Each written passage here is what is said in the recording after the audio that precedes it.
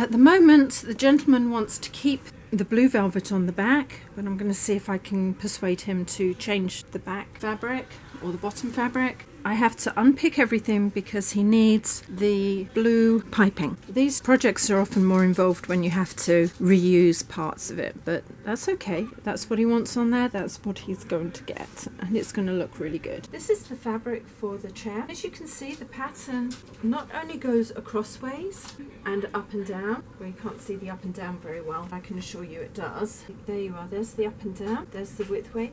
But it's also considered a drop pattern because you have the pattern going diagonally filling in. I've already done the back seat cushion, so now I need to make sure that the pattern follows up. The seat cushion is going to have to be cut out of the center of the fabric because it's T-shaped. So we are going to put some measurements down to make sure that everything flows up the center of the chair.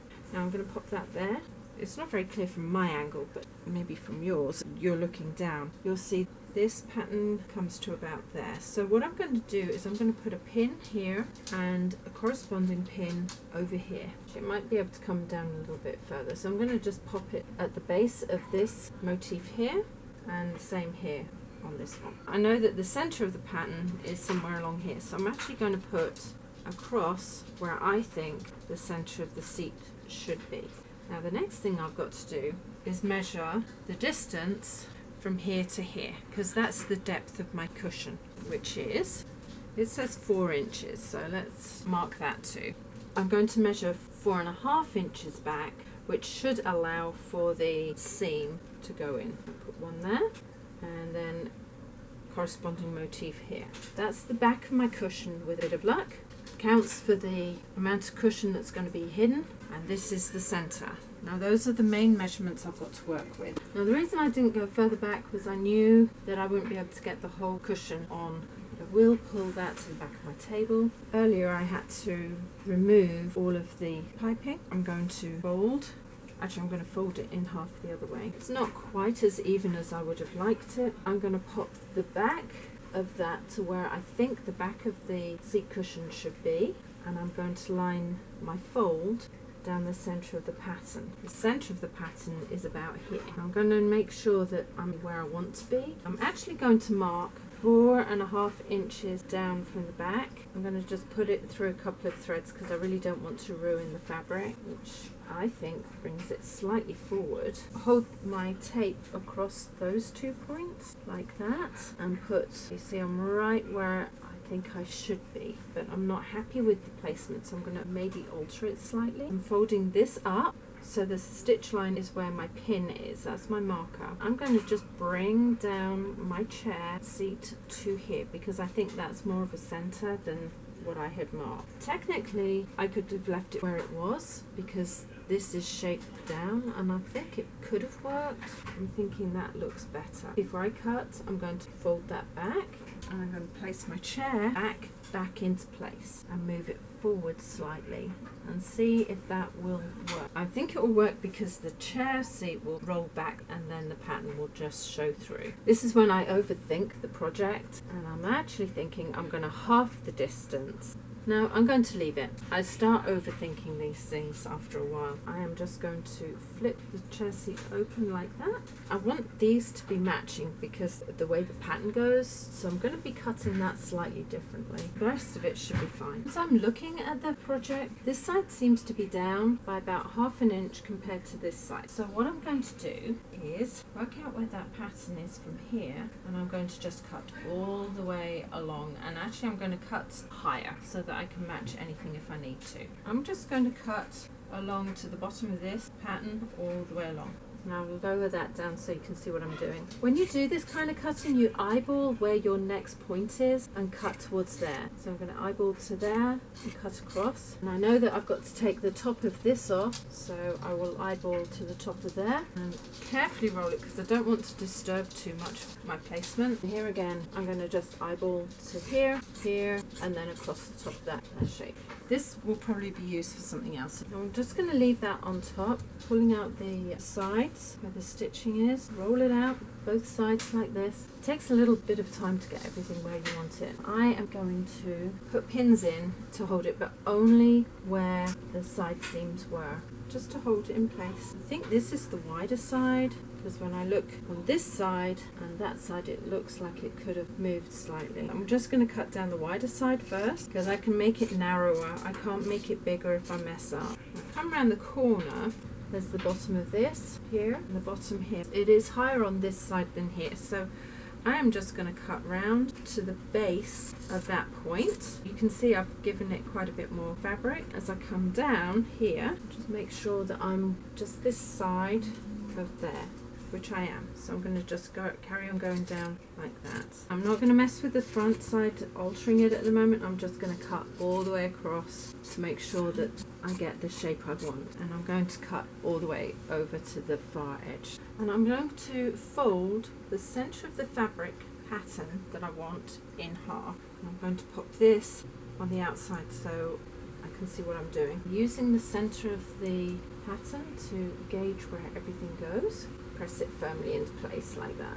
That comes back there and that goes firmly there. So that should be my center line. The cushion cover that I'm cutting, I'm just going to pull over to the center line too, like that. At the top, if I line the two up like that, it's a little bit wider on the bottom than it is on the top, which is fine. The bottom is slightly off, but not by very much. Pull that out, it might realign. I'm just going to cut that down. I can make that narrower in a minute. Bring it up slightly here, like I already had, and down and around. Turn it. Now I'm going to bring this shaping, do it from one side, and do the same on the other side, so long as it's all even. This is about ½ inch out. So in order to straighten that up together, I'm going to just take about ½ inch to 1 centimetre off, just like that, all the way down one side until I get to the bottom, because it's still off at this point. I'm just going to take it here, and when I look at that, I'm going to actually carry on round. I'm going to round it off to match the pair of them like that, and that's what I'm going to do with the second side. Just take it on down. That should allow for the difference. When you have a fabric with a big pattern on, you really need to try to keep everything even. Here, I'm going to just take a little bit off. There's really not much to come off, 1/4 inch, and that'll be fine. So I'm going to just take that down 1/4 inch and then round it, and the same for the bottom. I'm going to use this pattern to make the new second side. This didn't go in quite so well, but once everything's sewn in, it will be fine. Now for the second side, it's slightly easier. All you've got to do is pattern match everything. I'm going to start at the bottom here this time. Smooths everything out as you cut it. Almost done. The next part that's quite important is actually matching the front border to your fabric. The easiest way to do that is to measure back 1 inch. Then you locate your mark on your fabric, which is there. So I'm going to pop my new mark here, which corresponds here, all the way across. And I'm not sure where I'm going to be starting from, so I'm going to just fold along that line all the way across the fabric. Nope, that's not going to work because I need it in the center. I better see if I can find another part that looks like that. I have a feeling I can't do it the way I want it done. There's always a problem. The way the fabric goes, I can't get this in the center, so what I'm going to have to do is join along the side. So I'm going to see how far around that all comes to. And it looks like it's going to come down the back. I'm going to fold this along my pins, and I'm just going to cut along the top all the way to the end. Having done that, I need to measure the width of the border, which is 5 inches. I'm measuring from 5 inches from the top of the pattern to the bottom, and I'm just going to cut all the way along. Because of the way the pattern is placed on the fabric, I'm going to have to cut a second identical length of border. Because this piping is going round a shaped edge, I'm going to sew it shut. Originally it wasn't, it's still open. Having gone round, all I'm going to do is trim back to about 1/4 inch from my stitch line. Doesn't need to be any further than that, it's just to be able to see where my stitch line is going. I'm going to start along the back, which is usually where I start. I've left this open because I might need to cut this short or add more piping to it. Line this outside edge of my chair cover to 1/2 inch and then lower that into place. I'm going to sew towards my first corner, keeping it as even as I can. It's on a number 5, so the largest stitch you can possibly use. I cut the corner of the piping cord only at a 45-degree angle into the corner, and that should hold that there. I'm working down the side here. Try to keep the fabric as flat as possible. Because it's cut slightly at an angle, the fabric stretches, so you need to keep that as flat and as straight as you possibly can, and work your way around. When you get to the curved edge, all you have to do is allow the piping to follow the edge equidistant or equal distance to what you've already done. You do not need to clip it at this point, you just need to let it curve around and allow your machine to pull the fabric and the piping around together, and then allow it to straighten out as well. And when you get to the corner, like you did at the first corner, cut in at a 45-degree angle from the corner of the cushion in, not the cushion cover, just the piping. Then sew up towards that cut, leave the needle down, pick the foot up and allow your fabrics to twist on that needle. Hold your trim all the way back and down, then allow it to continue sewing into place. Because this was cut on the bias, it's actually going to roll quite nicely without me having to put any nicks into it. Fold the piping around on top of the fabric and let that be your guide. You shouldn't actually need to pull on the underside of the fabric, it should just roll into place as you go. The groove and the piping just holds everything steady. This has a curved front, so I'm just going to let the piping curve around the front. At the last corner, I'm going to cut in again at my 45-degree angle into the piping. Leave the needle down, pick the foot up and twist the fabric back into place. This is the homeward run because it's already joined. Pop that back down so it runs along the top like that. I need to just make sure it fits into place. I didn't undo any of the stitching at the back. This is a little bit wider than I want, but I should be able to work it out from here. As I get closer to the original join, I'm going to run out of piping. The piping that was already in here seems to be 2 inches shorter than what I need. So I'm not sure whether I've made the seat cushion bigger or whether the piping just didn't fit. Here's my piping that I'm going to add in. Slide that under there like that. Sew everything into place. I'm just going to sew up. And then where it meets is where I'm going to cut it. Put that into there like that. Wriggle the piping around everything and finish up. Now the piping is on both halves. I'm going to start showing you how to put the front border on. I'm going to be putting this border onto here. Usually my pattern center would be in the center of the border, but unfortunately the way the fabric pattern is, I'm going to start with the equivalent of the center pattern of here, which is this shape here, and I'm going to correspond it with this part here. You just got to be a little bit careful when you're doing this. You can usually find the center of a pattern by looking on the back, which I can. It's this line here. I'm going to just move it towards the edge like that and above where I want to be sewing it to. I'm going to finger hold it into place, lift the foot right up and over, drop it so it's loosely on there. Then lower your needle into it. It should be more or less where you want it. Then drop your foot down and sew away. If it's not quite in line, it's not going to be a huge difference. With a bit of luck, I usually sew a few inches and then have a quick look. There's my few inches. Peel back, because even I sometimes have trouble with this kind of thing, and for some reason that's dropped. That's not good. Sometimes I have to double check what it looks like further up. Yeah, I'm going to have to move this along, and sometimes you need to start it again. I've moved it to the second part of the pattern, but I'm still going to use the same principle. Roll all of that up so it's in the center of the pattern. See how the side pattern goes as well. Bring it back slightly. Pop it underneath, and something I didn't say last time, put your needle down, foot down, make one stitch and leave it up. Then what you need to do is go to the stitch width and cinch it in, and that should bring the needle closer to the piping, and then just make your way around. Once it's come past this center part, it's not going to match, and that's okay. Let's see how well this one did, because I wanted this part of the pattern to be up into the piping, so it would be hidden by this.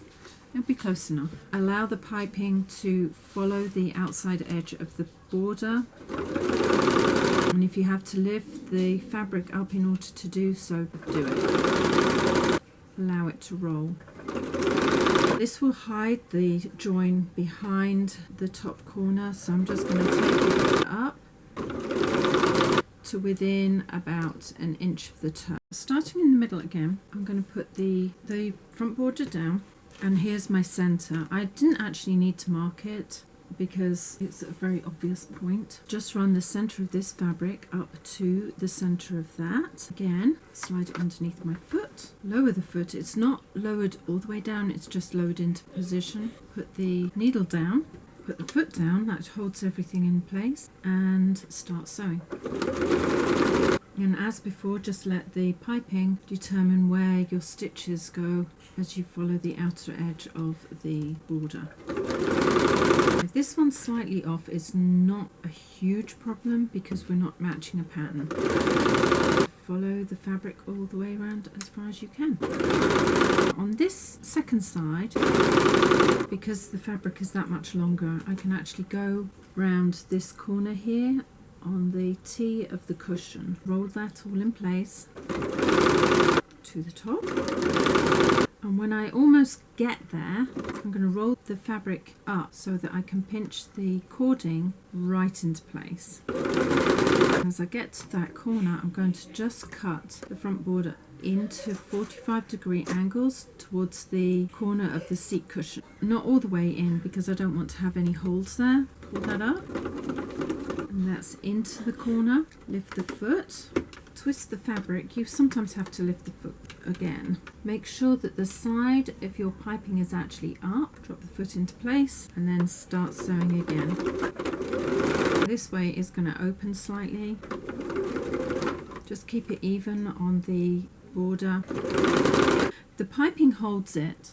When you first put the piping on, you have to let the piping and the fabric go together. When you're putting the border on, it doesn't matter so much because the piping acts like a stay stitch. Like in dressmaking, you put stay stitches to hold things from opening up, and that's what the piping does. I'm just going to work my way towards the top of this part of the border. I'm going to have to line up the border. The best way to do that is to fold the border in half like this. I have shown you ways of lining up the border. Pop the corner to the corner and the side to the side and then pin it in place. And that should, if we're really lucky, sew all the way into position. Once you have your fabric in place, slide it under the foot, put the needle down and then the foot. It just stops everything sliding around if you've got the needle down, and it also holds the fabric in place when you take your first step with that needle. And then we'll just start up. Now that I've come to this corner, I'm just going to cut into the corner only on the side fabric, not the top fabric. Work your way into the corner, and I usually do this with a couple of turns of the wheel to make sure everything goes forward. Bring it up slightly, not all the way, otherwise you lose your position, and twist the fabric and wriggle all of that into place. Put the foot down and then start all the way along. Allow the fabric to do its turning. I'm going to have to put the top side of the cushion in, not as I usually do. It just doesn't want to go in today. I think it's because it's got velvet, it just wants to walk. I'm going to pull the top or the border fabric towards me, and I'm just going to have to let the bottom roll in. This is okay, this happens sometimes. I just want it to go into the bottom and then I'll work in the sides. Pull it tight and just make sure, if you have to do it this way, that it runs even. I've taken my border back to here, and now if I pull everything into place, it seems that it's going to go where I need it to. You'll find with cushions that they often have their own way of going in, and that's not always the way we want them to go in. Start on that straight edge there, that's nicely lined up, and I'm going to have to recut into my corner like that. If it's a little bit shy in the corner, don't worry, pick it up and maneuver everything into place. Now it's going to be a little bit tight. I think it will squash in nicely. It should join this new stitching and the original without any puckering. Lift the fabric up if you need to, because you're going around an arc. Now all I've got to do is make this all fit in, and I'm going to do the same as before. I'm going to put it in upside down, so I'm going to overstitch where I started like this, put it down, and this way I might actually have to unpick some of the stitches as I go, and that's quite normal. It should all even out by the time I get to the top. So here we go. Sometimes cushions aren't as easy as we'd like them to be, and I've got a bit of a gap there to take in. I've unstitched a little ways further than I wanted to, but I'm going to see how well this goes in, and if it needs to be unpicked all the way to the top, I will do it. I'm working towards the back. I think with a little bit of persuasion all of this will go in line. If it doesn't go in line, because it's the back and hidden, it won't matter too much. The back can be adjusted to accommodate anything that's wrong. This is the first side that I put in. I'm just going to add the second part of the border. Doesn't matter if it doesn't line up, because the seam is going to come in here somewhere. Pop that underneath. Usually I wouldn't use a piping foot, but in this case it's not going to matter. I'm not matching anything. I'm just going to run the piping foot just inside of all of this fluff on the selvage. Slot the first part back underneath and work my way up to the corner. I've already cut the corner into place, tipping the fabric up so I can get it nice and tight. Hand turn it if you need to get it into any particular place, and then turn. Now on here, to be very careful because we've got a seam. So what I'm going to do, pop that up, flatten out the seam. You don't want any more bulk than you need, and then bring the seat cushion over the top. But now everything should hold into place, and just work our way towards the top of the cushion. You just need to adjust it as you go. I'm going to finish about 2 inches from the top, and I'm also going to cut just straight across. There's a pattern, so it's nice and easy. I'm just going to cut all the way across there, which means it's a little bit longer than the side, but that's okay. That will all be sorted out in a minute. Reverse. Now, as before, we had a problem, so what I'm going to do is I'm going to start with the border up. The advantage of having a seam here is the selvage almost comes to that corner.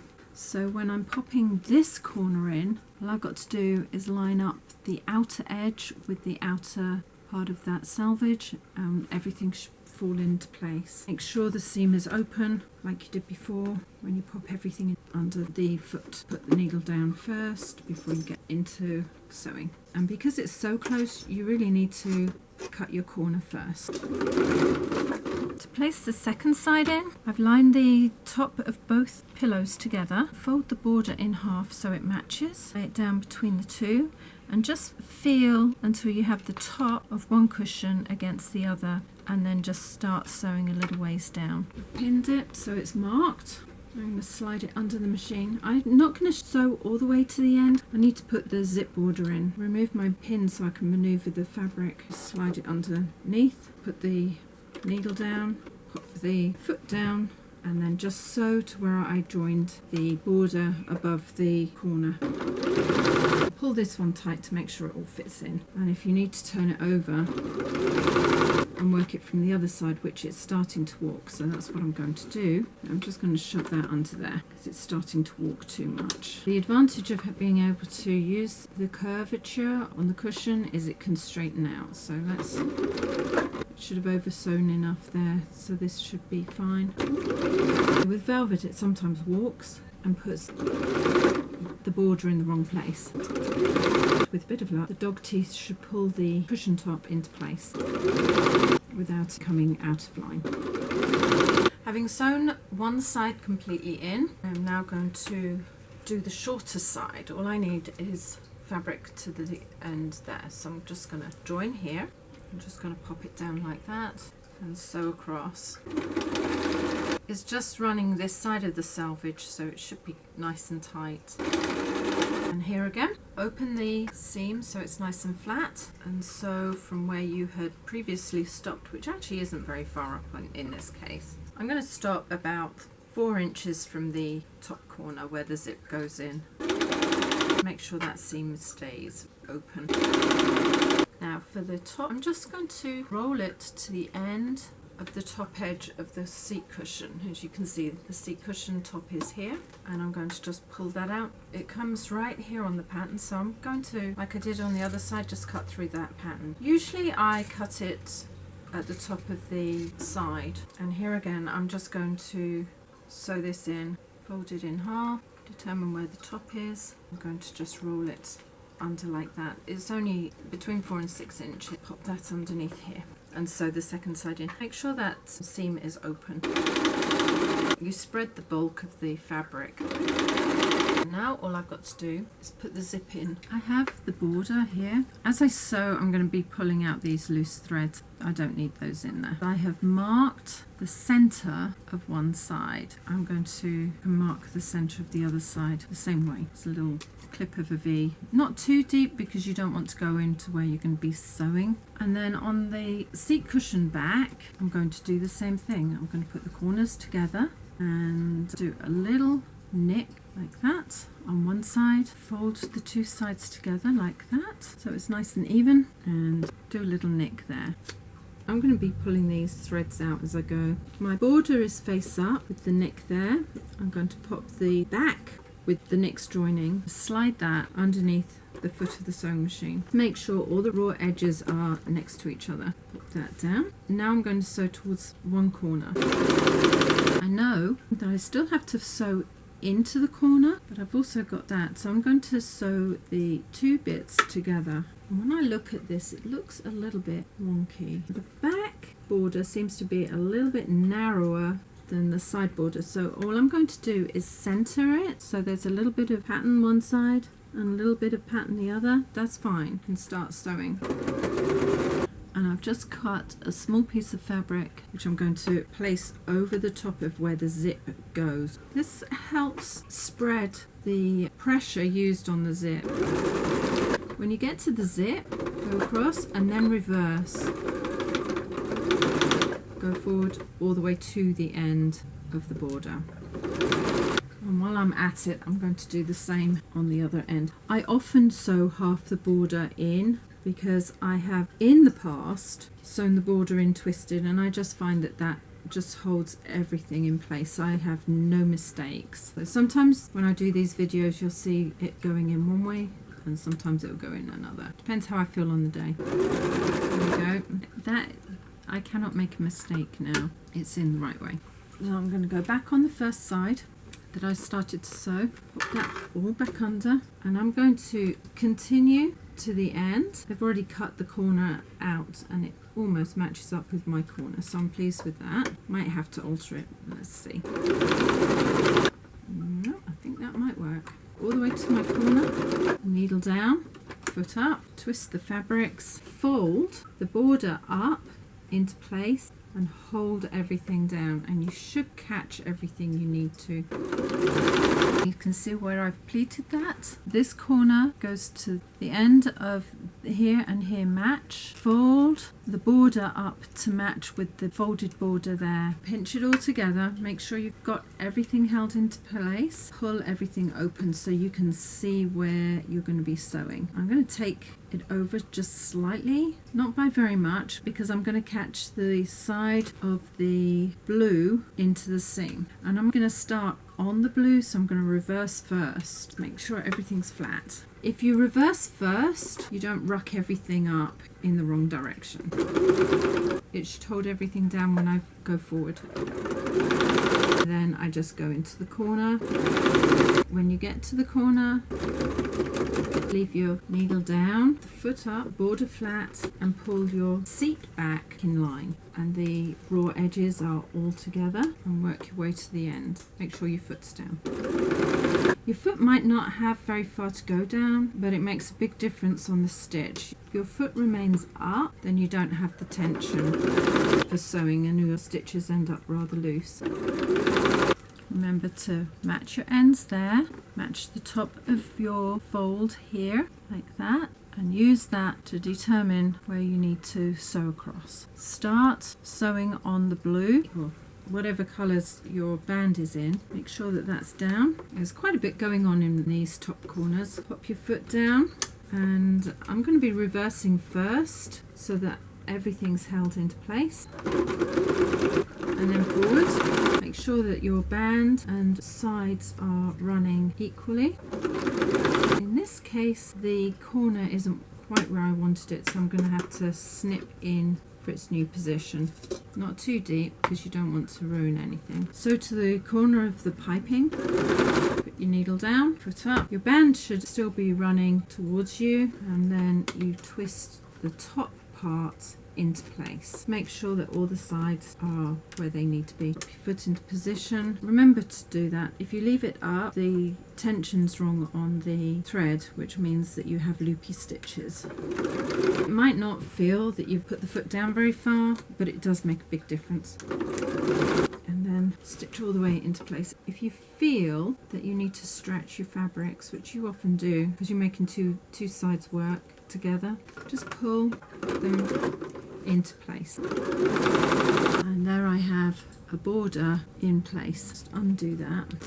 Turn your cushion back round and double check corners. I can see stitching, so I'm going to just pop that under, and instead of having the band down, I'm going to have the band up so I can see where I might have missed my stitching.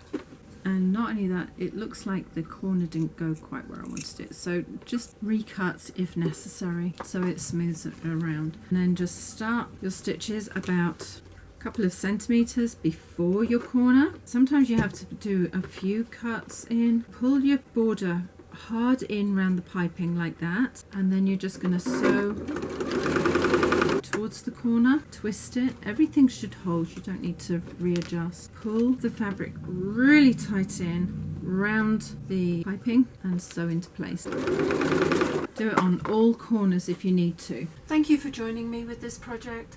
I hope you realise that you can pick and choose which bits of an upholstery project you want to do. In this case, we repaired one of the legs and gave new life to the old seat cushion, back cushion and lumbar. If you enjoyed this video, please subscribe, hit the bell button if you want to see more from me, and a couple of thumbs up would be really appreciated, and then I can see how well I'm doing. Take care, see you later. Ciao! I have company today, and it's bad company. Big Boy and me, we are going to have a falling out. I know that over here is not as comfortable as over there.